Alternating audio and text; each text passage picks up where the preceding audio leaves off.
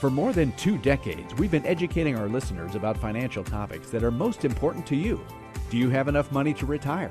How will you keep from running out of money? What's your plan for managing market risk? What about taxes, inflation, and healthcare? Each week, we talk with an advisor at Lucia Capital Group about these issues and more. This is Managing Your Financial Future. Well, let the festivities begin. Managing your financial future. Why, you say? Professor Plum, after all of this, hype and all of this so-called fanfare that we've been talking about for the last, I don't know. What are you trying to say, John? I'm trying to say that this is actually episode 200. This is episode 200. You've been talking about it for months. This is it. This is all it is. There's no cake. There's no balloons. There's no There's no fanfare. You would think we'd have at least the Imperial Margarine fanfare, right?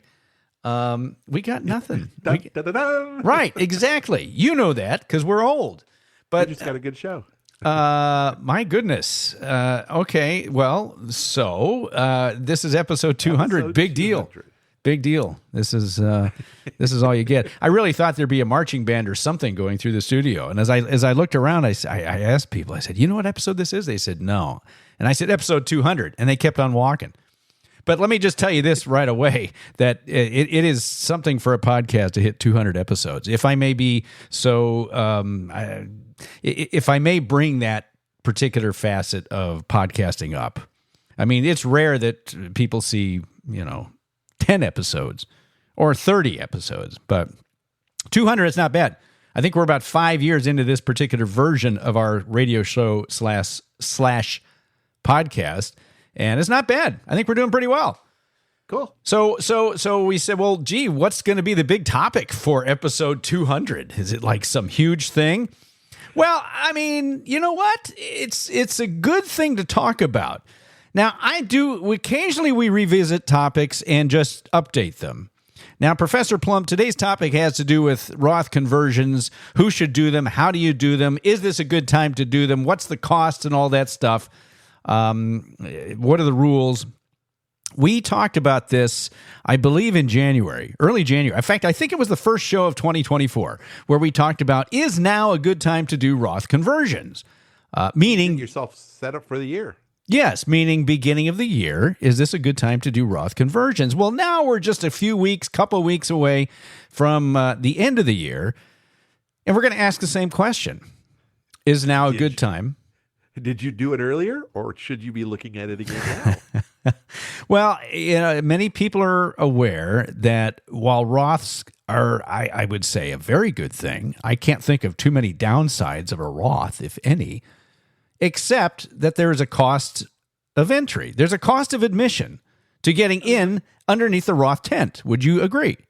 Right. There's an opportunity cost because I can either put money into a deductible, like a deductible 401k, or in some cases a deductible traditional IRA, which means I get to save on my taxes today, or I can go Roth, which means I don't get any savings today. There's no immediate gratification.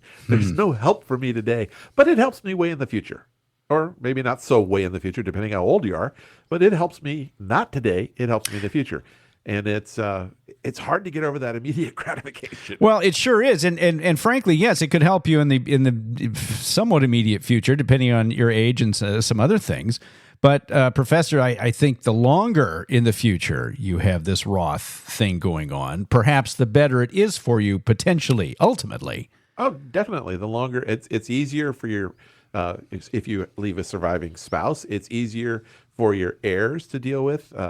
They don't have to, even with the new required minimum distribution rules, they don't have to think about, well, do I have to take an RMD in the first year, in the early years 1 through 9, like some people have to worry about with beneficiary IRAs, traditional IRAs. Do they have to take required minimum distributions in year 1 through 9, or can they postpone it until year 10? None of those decisions or issues are there with a Roth beneficiary IRA. Roths make things simple once you have the Roth. Yes. And in many cases, creating the Roth is not as hard as you would think. And unfortunately, there's a lot of misconception. Like, we talk to a lot of retirees and we say, you know what, in your situation, you should be doing at least some amount of Roth conversion. And many times the answer is, I can't do that. I'm not working. Well, no, that's a misunderstanding. If you're not working, you cannot contribute new money to a Roth IRA. But you can convert existing money from a traditional IRA to a Roth IRA, regardless of your age. The only thing that cannot be converted from a traditional IRA is an amount equal to the required minimum distribution. That has to come out of the tax-favored world. But after that, hey, go nuts if you want to. Right. And I was working with somebody the other day. They have a very nice, retirement income. They've got, $60,000, $70,000 a year coming in. They don't have the huge expenses, but most of it's coming from Social Security, and they're not paying any taxes, and they kind of like that. And the reality is they're not going to be paying a lot in taxes later on, as long as both of them are alive. But right now, they have the ability to do some amount of money of Roth conversions and pay no taxes. Now, wait a minute, Rick. How can you do that? Roth conversions are taxable income. Yes, they are. But if you understand taxes and you don't go over your standard deduction on taxable income, on gross income, you still may be able to take some money out tax-free. That's the best of all worlds. You got a deduction putting it in, and now you get to take some money out tax-free. Yeah. It doesn't work for everybody, but for some people, it makes sense. But this is where you need to have somebody help you look and say, okay, does a Roth conversion make sense? Whether you're 22 or you're 72, 82, it may or may not make sense. So would you say, having said that having money in a Roth IRA, or any Roth 401k, whatever it happens to be, having money in there is the good thing. The question is, what is the cost to get it in there? And is that the primary, if not the sole consideration when trying to determine whether or not you should do a Roth conversion? What would you say? Very much so, because we're obviously assuming that you can save money. You can put money away. Now the question is, you have money. What is my cost? It's always a cost benefit. What is my cost for doing something? What is the benefit for that cost? The cost is I have to pay taxes today on some amount of money. That's opportunity money out of my pocket that I'm not going to get back because it's going to the government. And then the benefit is in the future that I can take X amount of dollars out and up to 100% of the account out if I live, up to the rules, and not pay any taxes at that time. So, like we said, once you're retired, if I had $100,000 in an IRA versus if somebody said, we can magically make one account appear, you can either have, poof, $100,000 in a Roth IRA or poof, $100,000 in a traditional IRA. Which one do you want? Well, with no cost involved, I want the Roth, because then I still have no cost going forward, basically. Right. But the question then becomes, okay, you can have a $100,000 Roth IRA or a $150,000 traditional IRA. Which one do you want? Okay. Yes. Now it's a matter of what's my tax bracket going to be when I take the money out, or some number. That may be an exaggerated number, but it kind of comes down to that. Because if I can save $10,000 on a pre-tax basis, and I'm, I live in a state with a tax, and so maybe I'm saving 30% in taxes right off the top. And so it really felt like I put $7,000 in, because $10,000 went in, but I got to save $3,000 in taxes. So it's like I put in $7,000. Or I can take $7,000 and put it into my Roth account. My cash flow in that example is equal. So the $7,000 continues to grow, the $10,000 continues to grow, but over time, even though they grow it, they could be in the same investments, and obviously the $10,000 is going to be a bigger number. In retirement, I have to take money out of those accounts. I'm going to live. What's the cost to taking the money out of that bigger traditional IRA? Once I take the money out and pay the taxes on it, do I have more or less money than I have in the tax-free Roth account? That's the big question. And so it all comes down to, what am I saving today? And what is it going to cost me in the future? And what am I gaining? And one of the problems are, we don't know what tax bracket we're going to be in. We don't know what the tax brackets will even be 20 years, 5 years from now. We don't know what the tax brackets are going to be 2 years from now. Well, so if we don't know any of this stuff, the whole point of us doing this was to say, is now a good time to do a Roth conversion. Now, obviously, we're not just going to say yes or no, and because so many people's situations are different. We know the actual answer is it depends. But the things that you got to think about, Professor, are, as you said, the cost to get it out or the cost to put it in now, take it out of wherever it happens to be, from pre-tax to post-tax. Now, of course, we're talking about converting from a pre-tax account, we'll call it your IRA, traditional IRA, into a Roth IRA. There are ways to get the money into a Roth contributory fashion, but those have actual limits, don't they? They do. But there are no limits on who can convert. It doesn't matter what income level you're at. It doesn't matter your age. You can convert non-required minimum distribution amounts from a traditional IRA to a Roth IRA. So going back to the example, if I wanted to convert $10,000, I could leave it in the traditional IRA and that $10,000 could grow to $20,000 over the next 10 years. Or I can convert it and put it into a Roth IRA, and that $10,000 in the Roth IRA could grow to $20,000 in the Roth IRA. But I'm missing one piece of this.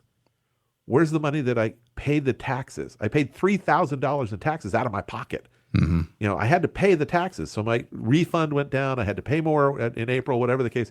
$3,000 came out of my other pocket, and that's $3,000 that can't be invested. So what would that $3,000 be worth 10 years from now? And so will that $3,000 that I didn't pay the taxes without doing the conversion be enough to pay the taxes on the IRA when I do take the money out 10 years, whenever the thing is? So it works the same way. So, I mean, the math is all there. What is my cost today? What is my benefit in the future? What is my cost to take it out in the future if I don't do it?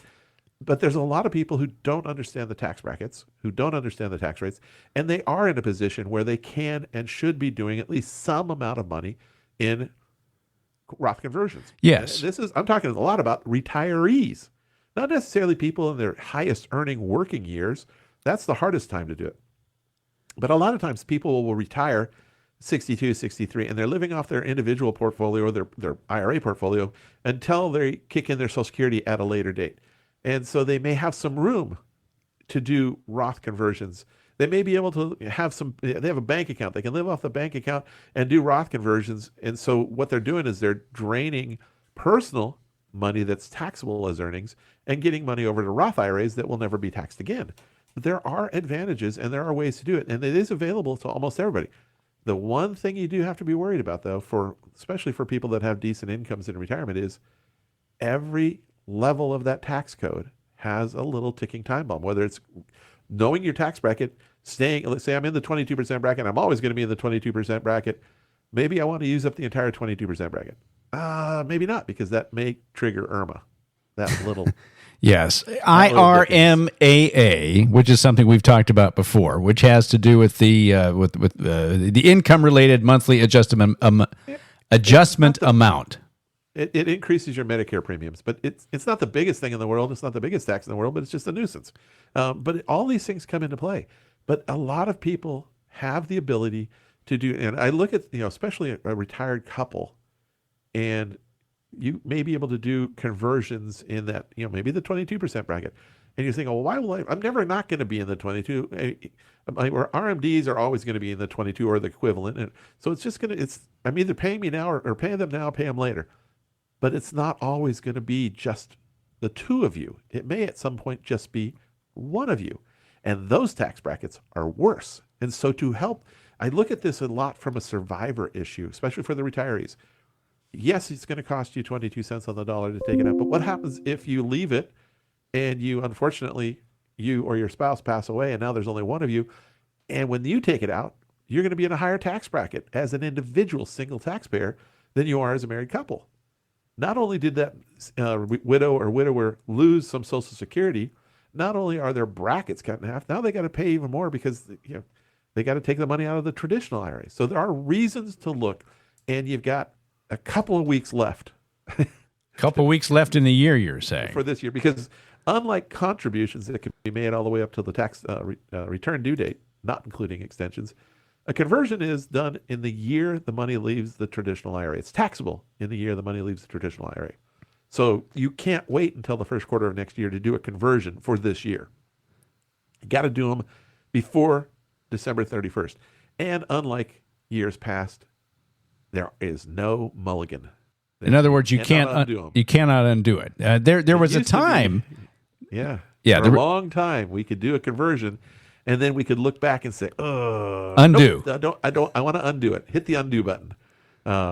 We don't have that anymore. We haven't had that for several years now. No undos. No real. No. So if you're going to do a Roth conversion, you better know what you're doing. You better know what you're getting into, Professor Plum. Correct? Right. But the good news is, at this point, you know what you've made this year. You've got your pay stubs. You know what you've got. You know what it, and actually, it may force some people to get a head start on getting their stuff together for their taxes and get their taxes done earlier, because they can do a quick projection and say, and to do the projection, you got to know what you made.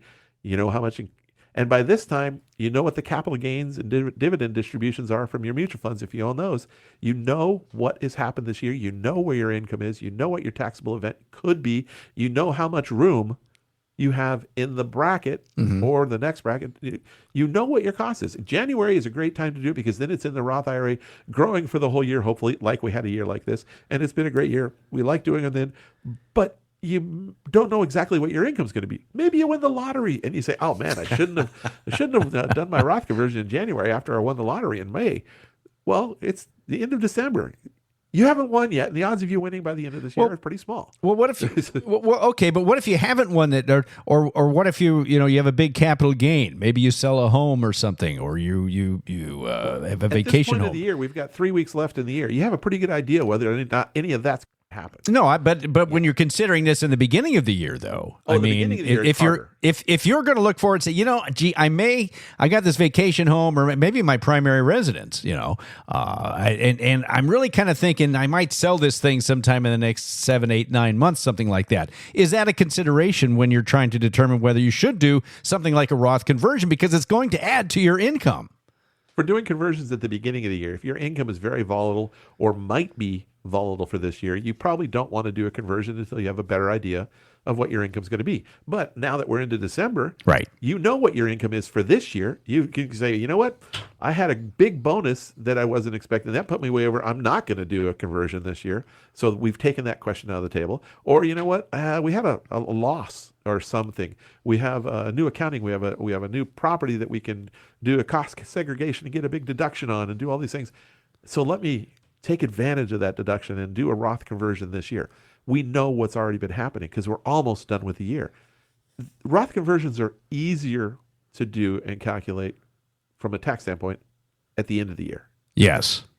I like them at the beginning of the year because I like them to grow. And assuming it grows for the year, I like them to grow longer, but unless you're on a fairly stable fixed income where you don't have any surprises and aren't expecting any surprises, it's tough to do them at the beginning of the year because you just don't know. Right. So from a cost standpoint, doing it at the end of the year is probably better. From a benefit standpoint, potentially, with the potential growth, with the potential growth, you at least have have a shot at it growing during the year and growing within the Roth world.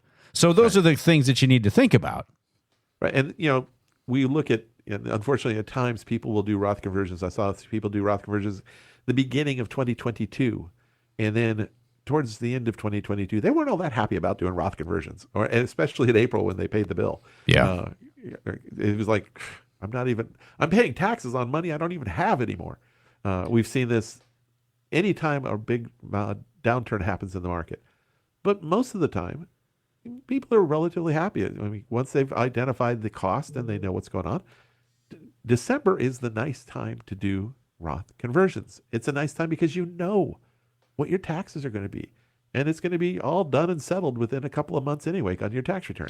Let's talk for a moment now about some of the rules regarding Roth conversions, Professor Plum, and getting that money out tax-free. What are the things that you need to be aware of when you're trying to consider the rules? Well, as always, there's the 5-year and 59.5 rule for taking out what they call qualified distributions. Once you've had a Roth IRA, any Roth IRA in your name for at least 5 tax years, and you've reached any distribution from any Roth IRA in your name is a qualified distribution which means it's tax-free. It doesn't matter what is coming out. It doesn't matter whether it's contribution money, conversion money, earnings. It's tax-free. 5 years and 5 years and age 59 and a half. Correct. But what if you're not 59 and a half? Then we've got, or if it's not 5 years even, but most of the time where we see this, it's somebody who's looking to take some money out of the Roth IRA before 59 and a half for whatever reason. And Roth IRAs are very flexible. The flexibility of a Roth IRA is both a wonderful benefit and a horrible detriment because some people use it too much and they end up taking the money out and not having it for retirement. But the idea is you are allowed, there's a certain ordering, a hierarchy, so to speak, of distribution. Money coming out of the Roth IRA before you're 59 and a half, before you get to a qualified distribution age, is going to be considered first coming from your cumulative contributions to the extent you have any contributions left in the IRA. I'm taking them all out. If you've taken out all of your cumulative contributions, and those are not time specific, it doesn't matter whether I've been contributing for 5 years all the way up until last week, and I've been doing conversions too. The contributions come out first. So if you contributed $15,000 over the last 20 some odd years, and you've got another $15,000 of earnings, say, whatever it is, the first $15,000 you take out of that will be the contributions that would have been post-tax and would have been tax-free anyway. Yes. Now, don't look to your brokerage company to tell you what your contribution basis is. Your brokerage company or your IRA Roth custodian doesn't know. They don't keep track of it. They don't know what you put in or what you didn't put in. They may know what you've contributed, but they don't know all of your IRAs. They don't even. So if you were to take in that example, you've got a $30,000 Roth IRA. 15 of it is from contributions, 15 is from earnings. And if you take 15,000 out, you're going to receive a 1099 from that IRA Roth custodian that says you took a $15,000 distribution. As far as we know, you're not 59 and a half, and they know. And so we're going to code it as no exception applies. Mr. IRS, you should be looking for taxes on this. And then it's your job on your tax return to go through and say, yes, I took 15,000 out. Here's my basis, 15,000. Therefore, none of it is taxable. And so you account for it on a specific form, and it shows up as a non-taxable event. But it's up to you to do that accounting. And so don't expect, because I've seen people call and say, hey, my 1099 is not right because I took out my contributions. Right. Don't worry, the 1099 is going to be what the 1099 is. You have to account for it, Form 8606 and all that kind of good stuff. And then it goes on the tax return. All right. So your first thing to come out is the contributions then. And then after that, the next money coming out is any converted principal that you may have done over the years. So there's contributions come out first, conversions come out second, and then earnings come out later. But conversions do have a time sensitivity to them. They're going to look at when did you make that conversion? Did you make that conversion in the last 5 years, or did you make it more than 5 years ago? And this all came about in 1997 when they first passed the law, when they first created Roth IRAs. They were going to be eligible for contributions and conversions in 1998. And we were all reading the rules, and we thought, this is a boom. This is wonderful because we can convert money from a traditional IRA at any age, put it into a Roth IRA, and then take it out without a penalty. Because when they first wrote the law, there was no 5-year rule on conversions. Well, before January 1st of 1998 came out, the IRS very quickly said, oh, no, time out. You have a 5-year clock now on conversions. If you take converted principal out of the IRA before you're 59 and a half and before it's 5 years, then it's going to be penalized. You've already paid the tax on it, but we're going to penalize you for taking it out too early. You had to leave it in there for 5 years. Yeah. But the good news is they go in order. Oldest conversions come out first. So if I've been doing conversions for the last 10 years and I want to take some money, let's say I never contributed because I was way over the limit and I never was able to contribute to a Roth IRA. I've only done conversions. The money that first comes, and I'm 54, 55, and I want to retire and get some money out of my Roth IRA. The money I take out first in this example is going to be from the oldest converted amount, and then all the way up. Now, if I take too much out and I get into the last 5 years, now I owe penalty. Now, do these, I think you mentioned this before, but let's be clear. Do these same time limits apply once you are 59 and a half? In other words, am I still, if I'm Yes and 62, if I'm 62 and I converted, Roth at 59, let's say. Well, this is part of the confusing aspects because there are actually two separate 5-year types of rules. The very first one I talked about was the qualified distribution. You have to be 5 years of Roth IRA and 59 and a half to be able to get the money out as a qualified distribution, which means tax-free. The other side of it, and all qualified distributions are penalty-free as well. The other one is distributions, converted distributions prior to 59 and a half. That's a 5-year rule. Once I'm 59 and a half, the premature distribution penalty goes away. I don't have to worry about any premature distribution rule. I don't have to worry about 5-year my converted principal rules anymore. Maybe I started at 59 and a half and did my first conversion, and I want to take money out at 62. It hasn't been 5 years. I can take out that converted principal, and I will not owe a penalty on it. That's now my contributed principal, and it's past the 59 and a half, I can take it out. But in that example, I can't touch the earnings yet because I have not had I haven't had a Roth IRA in my name for 5 years yet. I've only had one for 3 years. I started it at 59. I'm 62. I put in, I converted it 10,000. It's now worth 14,000. I can take the 10 out without a penalty, and I don't have to pay tax on it because I paid tax on it when I was 59. But if I wanted to take that for of earnings, that's going to be taxable. Not penalized, but taxable.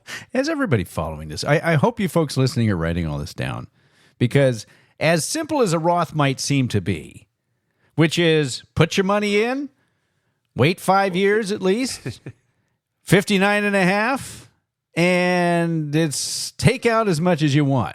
But you got to know these rules. And the good news is, let's say you started with a $200 contribution 10 years ago, and now you're 59, and you do a $100,000 conversion. I'm making numbers up, obviously. Yeah. And 3 years later, that $100,000 plus the $200 you made before is now worth $150,000. Wow. Woo! Wow. Have I met all the rules? Have I 59 and a half? Yes, I'm 62 at this point. So no penalties on anything. Have I had a Roth IRA in existence for at least 5 tax years? Okay, it was a very small one, but it's been in existence that whole time. Yeah. That means I have satisfied the 5-year and 59 and a half rule, all tax-free, all qualified distribution, all done, ready to go. So it's a piece of cake.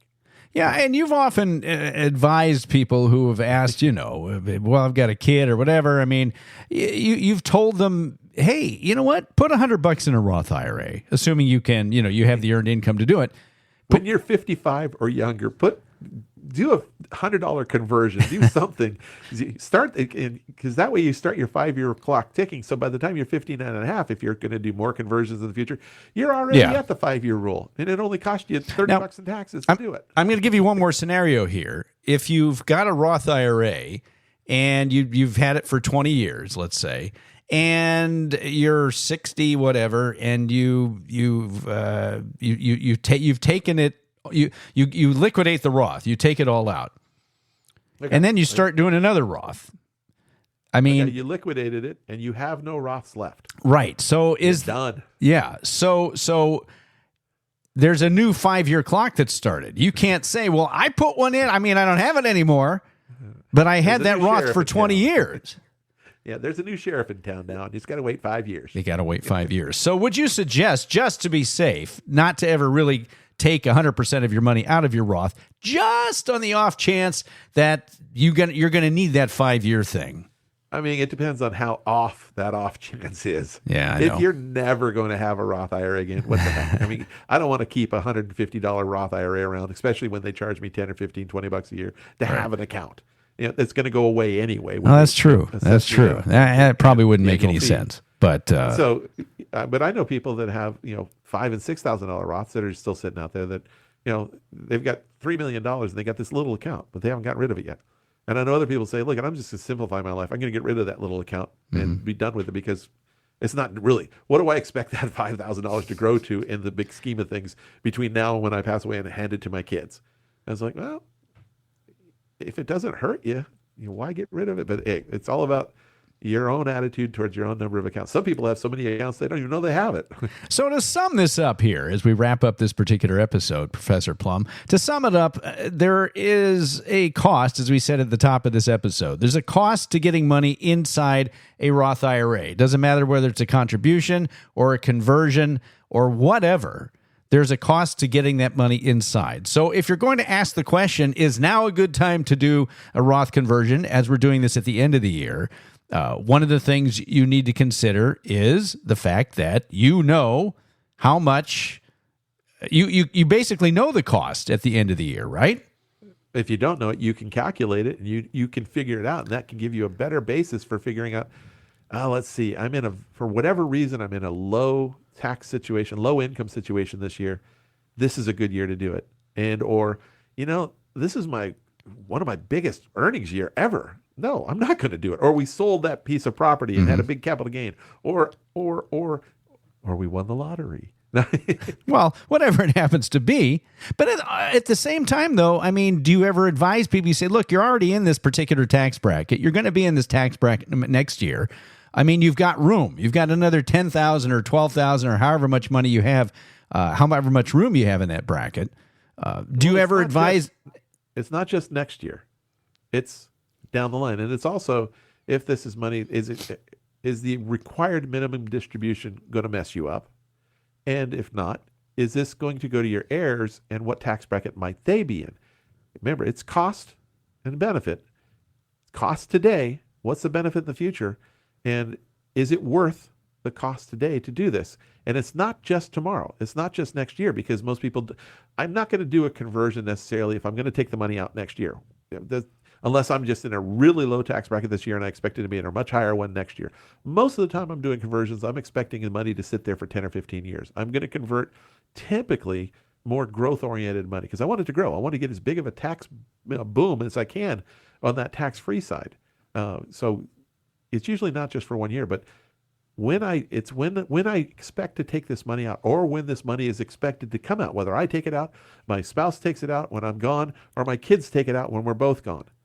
What is the expected cost? And am I really excited about paying the tax today so my kids can get it tax-free? Or, and so people go through this. The first thing is, am I excited to pay the tax today so that I can take it out tax-free sometime in the future? Am I excited about paying the tax today so that my spouse can take it out as a survivor in the future? Or my heirs. Or my heirs. The answer may be yes, no. That's all entirely up to you. And this is one of the things that your financial advisor can help you figure out. The financial advisor should be able to go in and say, look, here's the cost to get this into the Roth. My advice is that you do X, or you do not do X, or you do this or that. This is something. Don't forget about this happening too. Right. It may cost you money today, but it may be less than what it's going to cost you in the future when those required minimum distributions really kick in and push you up. Yes, and I hope your financial advisor is looking forward to that down the line. It could be 4, 5, 7, 8, 9, however many years, but it is something that you need to take into consideration. And that's what the folks at Lucia Capital Group will do for you. This is something, Professor Plum, that you look at all the time, is it not? It's one of the planning factors that we're always looking at when we're doing strategy. Yeah. It's always in the back of our mind, what can we do to help make their situation better, either just today or all the way through their expected life expectancy? That's the question. Potentially better, I will say that. We hope so. That's the goal. Talk to any of the advisors at Lucia Capital Group. 800-644-1150. 800-644-1150. That's the phone number to call. Or you can find us online, luciacap.com, LUCIACAP.com. You'll find a lot of resources at luciacap.com. We've also got, by the way, we've got these guides you can download. Did you know that, Professor Plum? I was going to see if you were going to remember to, on our 200th episode, whether you were going to remember all the little factors that we have that are available for education. Amazingly, we do. We have the bucket strategy guide. We have a retirement guide, income guide. We've got a social security guide, a decision kit, all that stuff you can get at luciacap.com. Just type it into the little search bar up top, and it should be the first thing that comes up. Free to download and look it over. I mean, the bucket strategy guide alone. I said, we talked about this before. Look at page 5, 6, something like that, and you can get the entire thing in just those couple of pages. Now, I would urge you to read the whole thing. But any of these things you can find there at luciacap.com. Or, as I said, just give us a call, 800-644-1150. Subscribe to this podcast, right? Do so. Apple Podcasts, Spotify, either one. Wherever you find your podcasts, you can download this every single week to your device. And don't miss a single thing. 200 episodes. Yes, Professor Plum. Well, I was just remembering, we were so excited about the 200th episode. I don't think you ever introduced either one of us. They should know us by now, you see. Well, yeah, they've been listening to us for 200 episodes. That's true. And you saw our face on the little album cover there, didn't you? Both of our faces, actually. Yes. There's an album cover?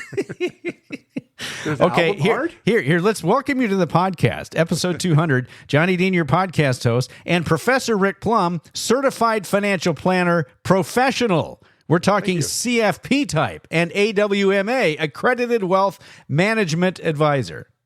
Hey, look at you. I know it. I won't cop to having the cheat sheet, but it is here. Oh. But I knew it anyway. Don't need the cue cards. Hey, Professor, I appreciate this. I know you got to get back to work. You always do. I always grab you right when I have about a half hour, and I appreciate you being here. We got a whole lot more to talk about next time. I won't tease it because I actually don't know. And we're going to be, let's see, so it's December here. We will probably not have episodes for the 24th and the 31st. We'll let you know about that. We'll have at least one more live episode before the end of the year, and then we'll start up again in 20. Can you believe it, Professor Plum? 2025? 25. Anyway, thanks so much for being here. My thanks to Professor Rick Plum. For Professor Rick Plum, I'm your podcast host, Johnny Dean. We will talk to you again next time. This is Managing Your Financial Future. The information provided should not be considered specific tax, legal, or investment advice and is not specific to any individual's personal circumstances. Each taxpayer should seek independent advice from a tax professional based on his or her individual circumstances. These materials are provided for general information and educational purposes based upon publicly available information from sources believed to be reliable. The information in these materials may change at any time and without notice. There is no guarantee that any investment strategy will meet its stated objective. All investments involve risk, including potential loss of principal. Traditional IRA account owners have considerations to make before performing a Roth IRA conversion. These primarily include income tax consequences on the converted amount in the year of conversion, withdrawal limitations from a Roth IRA, and income limitations for future contributions to a Roth IRA. In addition, if you are required to take a required minimum distribution in the year you convert, you must do so before converting to a Roth IRA. IRA withdrawals will be taxed at ordinary income rates. Withdrawals prior to age 59.5 may also be subject to a 10% penalty tax. Roth IRA distributions and principal from a Roth IRA are tax-free. However, any earnings will be taxed at ordinary income rates, and a 10% penalty tax will apply if withdrawn prior to age 59.5 or within 5 years of the date the Roth IRA was established, whichever is longer. 401k benefits may be subject to change at your employer, the governing pension, or benefit organization's discretion. Examples cited are hypothetical, are for illustrative purposes only, are not guaranteed, and subject to potential federal and state law amendments. There's no guarantee that you will achieve the results discussed or illustrated. The information provided is based on current laws, which are subject to change at any time. Lucia Capital Group is not affiliated with or endorsed by the Social Security Administration or any government agency. Social Security rules can be complex. For more information about Social Security benefits, visit the SSA website at ssa.gov or call 800-772-1213 to speak with an SSA representative. Rick Plum is a registered representative with and securities and advisory services offered through LPL Financial, a registered investment advisor and member FINRA SIPC.